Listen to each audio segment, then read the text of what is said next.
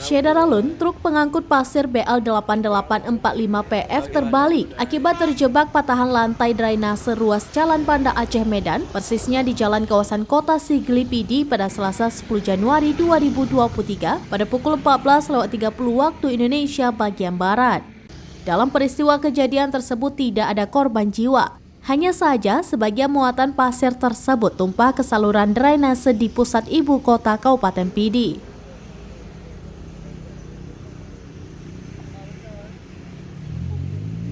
Dari penuturan sang supir Amir berusia 52 tahun asal Gampong Lok Ketapang, Kecamatan Pidi bersama rekannya Zulkifli berusia 58 tahun warga Gampong Lampuh Lada, Kecamatan Pidi, kepada Seramnews.com dia mengatakan material jenis pasir untuk plester dinding bangunan ruko itu pesanan warga Kota Sigli. Material tersebut diangkut dari Sungai Krungcubo, Kecamatan Bandar Baru Pidi Jaya sejauh 40 menit perjalanan. Hanya saja naas saat hendak melakukan bongkar muat pasir, mobil truk terbalik akibat lantai coram penahan saluran drainase yang ambruk.